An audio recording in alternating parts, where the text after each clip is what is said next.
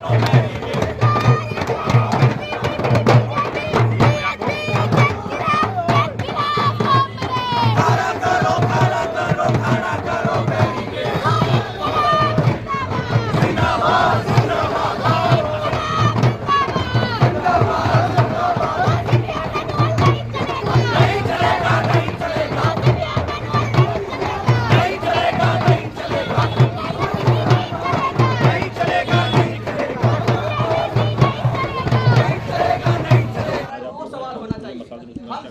CPO manual जो आया था, जिसके तहत जो एडमिन ब्लॉक के अंदर और जो एकेडमिक ब्लॉक के आसपास का जो दायरा है 100 मीटर का, उसमें प्रोटेस्ट को रोकने की बात थी और प्रोटेस्ट करने पे 20,000 का जुर्माना था। तो ये जो एंटी स्टूडेंट जो पॉलिसी है, एंटी स्टूडेंट प्रोटेस्ट को वो लागू करने की जो मंशा थी वाइस चांसलर की, उसके खिलाफ हम लोगों ने प्रोटेस्ट किया था।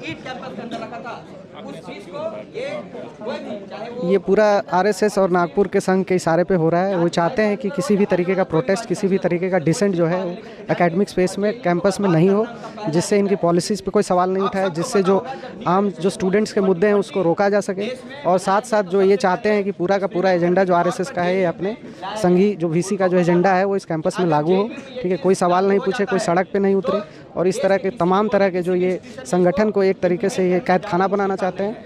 और तो लेकिन स्टूडेंट्स जो है यहाँ के हमेशा से प्रोटेस्ट किए हैं, हमेशा से सड़कों पे उतरे हैं और जो एंटी स्टूडेंट पॉलिसीज़ का हमेशा से विरोध किया है। तो यही चीज़ है जो हम छात्रों को यूनाइट करती है और इस तरह के प्रोटेस्ट में हिस्सा लेने पे मजबूर करती है। तो मसाल जुलूस निकाला, क्या देखते हैं मसाल जुलूस निकालने की? ये एक नया प्रोक्टर के ऑफिस से एक मैनुअल आया है, जिसमें ये बताया गया है कि अगर आप प्रोटेस्ट करते हैं, जो स्पेसिफिक जगह है वहाँ पे 20,000 का फाइन लगेगा और भी अलग अलग तरीके के रूल लाए गए हैं, जो कि ऐसा पहले जेएनयू में ऐसा कभी रूल नहीं आया था। मैटर ये है कि ये यहाँ से चाहते हैं कि डेमोक्रेटिक जो स्पेस और कल्चर है, जो आवाज यहाँ सवाल खड़े करने की जो रिवायत रही है, उसको खत्म करने की पूरी कोशिश कर रहे हैं। इसलिए इस तरह का वो रूल लेकर के आए हैं। इससे पहले भी जब यहाँ के हॉस्टल के प्रेसिडेंट ने प्रोटेस्ट किया था, तो उसके भी उन लोगों ने प्रोक्टोरियल इंक्वायरी बिठाई थी और उसके बाद उन लोगों को भी शो कोर्स नोटिस दिया था। तो ओवरऑल ये कि पिछले 3-4 सालों से जैसे जैसे ये जो नई वाइस चांसलर है, ये चाह रही है कि यहाँ कोई प्रोटेस्ट नहीं हो और यहाँ कोई सवाल खड़े करने वाला न हो, इसलिए वो तरह तरह के वो मैनुअल ला रही है और उसमें स्टूडेंट्स पे फाइन लगा रही है। बहुत सारे आपका फाइन लगाया था क्या?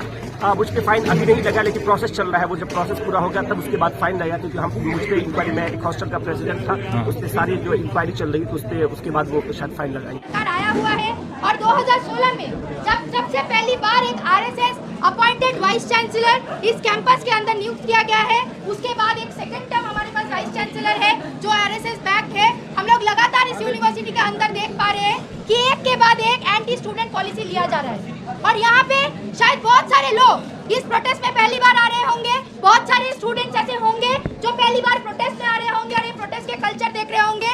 उनको हम जेएनयू स्टूडेंट्स यूनियन की तरफ से बताना चाहते हैं कि आपके कैंपस के अंदर और आपके कैंपस के बाहर जो लड़ाइयाँ लड़ रही है, हर एक लड़ाई जो चल रही है वो आइसोलेटेड लड़ाई नहीं है। कैंपस के बाहर जब संसद के अंदर 140 से ऊपर आपके एमपीज को बाहर निकाल दिया जाता है और इसी कैंपस के अंदर आपका स्टूडेंट यूनियन का इलेक्शन 4 साल के बाद नहीं हो पाता है, तो ये दोनों लड़ाई अलग नहीं है।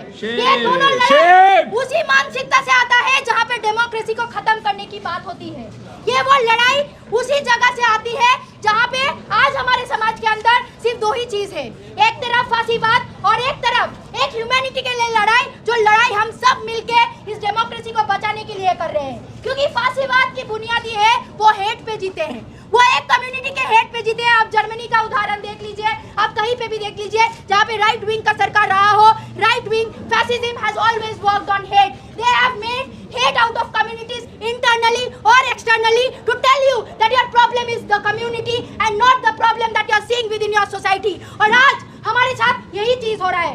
साक्षी मलिक को आज एक आवाज उठा के क्विट करना पड़ा रक्षाबंधन के दिन। हमें याद है 2016 में जब रियो ओलंपिक्स हो रहा था, यही प्रधानमंत्री थे जिन्होंने बोला था कि क्या बढ़िया है हमारी बहन जो हमारी नाम रोशन करके लाई है।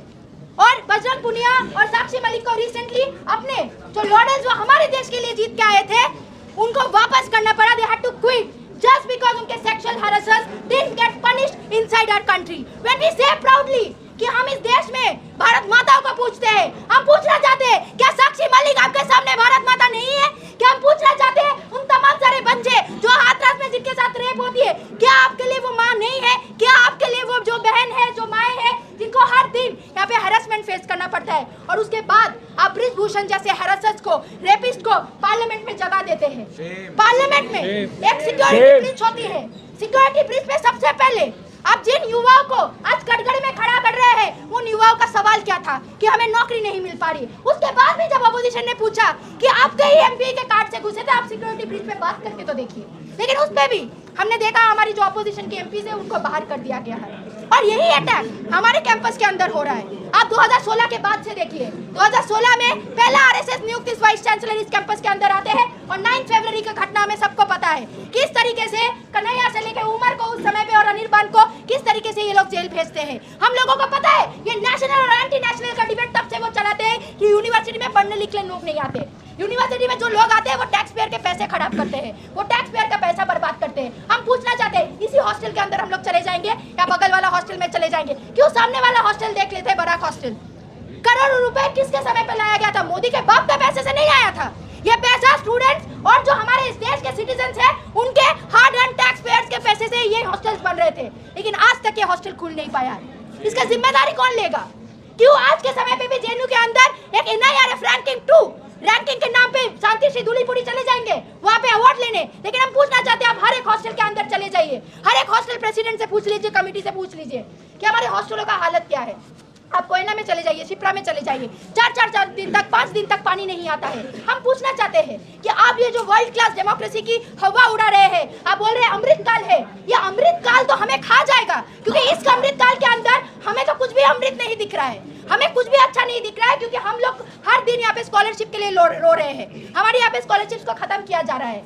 हमारे अंदर कैंपस के अंदर एक माइनॉरिटी स्टूडेंट, एक मुस्लिम स्टूडेंट को पीट के पता नहीं कहाँ गायब कर दिया जाता है कि 5-6 साल हो जाता है, लेकिन वो स्टूडेंट आज तक भी हमें लापता मिलता है। और ये उस जगह पे होता है, उस कैपिटल के अंदर होता है जहाँ से 8 किलोमीटर दूर शायद हमारी मिनिस्ट्री ऑफ होम अफेयर्स होंगे। हम पूछना चाहते हैं कि ये तमाम सारी जो अटैक्स हो रहे हैं आज के समय पे, तमाम सारे स्टूडेंट्स जब जेएनयू के जाना चाहते हैं कि वो लड़ाई अपनी कैंपस की, हमें पता है ये आइसोलेटेड लड़ाई नहीं है। जब आपके कैंपस में हॉस्टल्स में पानी नहीं आता है, जब ये बराक हॉस्टल खुल नहीं पाता है फंड के लिए, ये सरकार को पूछने वाली बात है और हम सरकार को पूछेंगे। अगर सरकार को लगता है या उसके नियुक्त हुए वाइस चांसलर को लगता है कि हम लोगों पे 30-30, 40-40 हज़ार फाइन देके वो हमारा मुंह बंद करवा सकते हैं, तो हम बोलना चाहते हैं हम आखिरी दम तक लड़ेंगे। चाहे आखिरी इंसान भी जेएनयू का रहेगा तो वो लड़ेगा इस वाइस चांसलर, इस सरकार के खिलाफ, जो भी सरकार आए। अगर वो हमारे हित में नहीं बात कर सकता है तो हमें ऐसे रिप्रेजेंटेटिव्स पार्लियामेंट में नहीं चाहिए जो हम स्टूडेंट्स के लिए बात ना रख पाए, क्योंकि हम लोग जानते हैं